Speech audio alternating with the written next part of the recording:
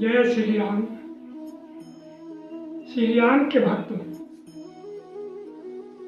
मैं आज ही इस चैनल के माध्यम से आप तक कुछ जानकारी पहुंचाना चाहता हूं जो कितने को संशय में डाले हुए हैं। कुछ लोगों का यह कहना है कि भगवान राम की कुंडली रावण ने बनाई। हरि भक्तों, यह बात बिल्कुल गलत है। राम की कुंडली रावण ने नहीं बनाया था। आप देखेंगे तो राम रसायन रामायण में राम की कुंडली किसने बनाई, इसका पूरा वर्णन आपको मिल जाएगा। जरा सा देखिए, कुछ लोग ऐसे भी भ्रम में पड़े रहते हैं कि राम चारों भाइयों का जन्म एक ही दिन एक ही साथ हुआ था। ऐसी कोई बात नहीं है। मैं कुछ इस संदर्भ में आपसे जानकारी साझा कर रहा हूं। अगर आपको मेरी दी हुई यह जानकारी अच्छी लगे तो कृपा कर मेरे चैनल में आप सब्सक्राइब और लाइक जरूर करें। देखिए, बात ऐसी है कि प्रभु राम का जन्म चैत शुक्ल पक्ष नवमी तिथि दिन सोमवार को पुनर्वस नक्षत्र में हुआ। चैत शुक्ल पक्ष नवमी तिथि दिन सोमवार को पुनर्वस नक्षत्र में भगवान राम का जन्म हुआ। और चैत दसवीं शुक्ल पक्ष को दिन मंगलवार था। अब उस दिन उस नक्षत्र में श्री भरत जी का जन्म हुआ। और फिर आप देखेंगे तो चैत शुक्ल पक्ष दिन बुधवार अश्लेषा नक्षत्र में लक्ष्मण और शत्रुघ्न दोनों का जन्म हुआ, एक साथ हुआ। अब यहाँ प्रश्न यह आता है कि चारों भाइयों का जन्म तो चैत में ही हुआ, शुक्ल पक्ष में ही हुआ।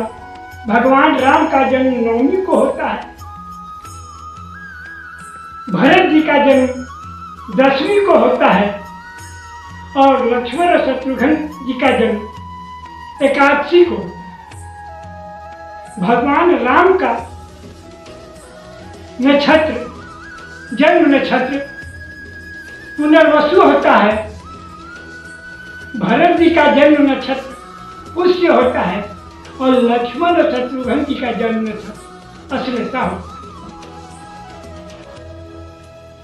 कहने का मतलब कि एक पहले राम का जन्म हुआ, दिन सोमवार था। उसके बाद भरत जी का जन्म होता है, दिन मंगलवार था। और उसके बाद शत्रुघ्न और लक्ष्मण जी का जन्म होता है, दिन बुधवार था। यह तो बात हुई, चारों भाइयों का जन्म हुआ, प्रकट हुआ। लेकिन अब यहाँ एक प्रश्न लोग यह लगा देते हैं कि इनकी कुंडली बनाने के लिए रावण को बुलाया गया था, रावण आया था।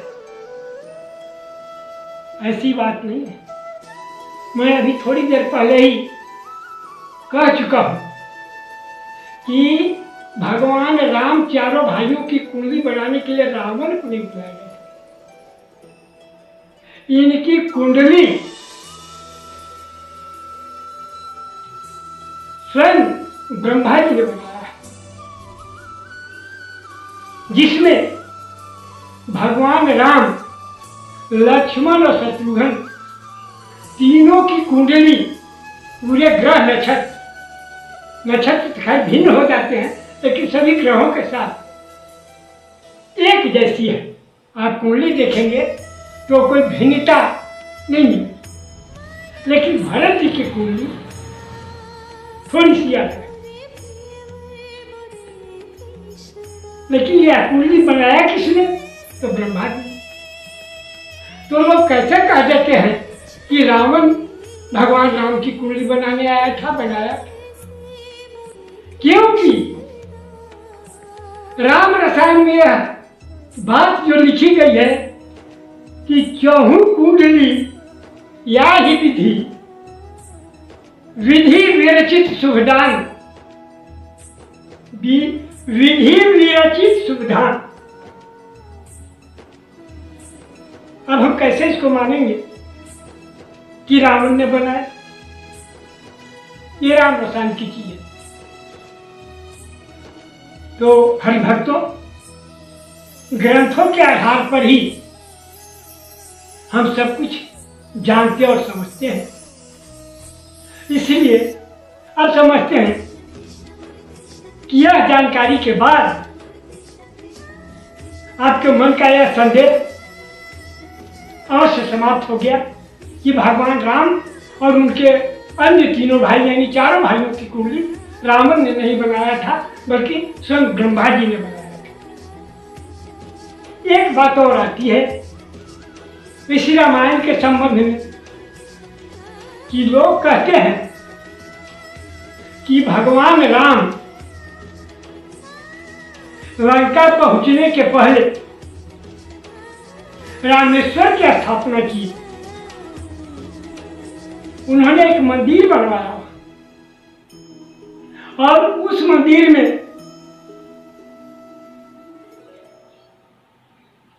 शिव जी की स्थापना करने के लिए, शंकर की स्थापना करने के लिए, प्राण प्रतिष्ठा करने के लिए रावण को बुलाया गया। सोचिए तो यह कितना बड़ा कुतर्क है।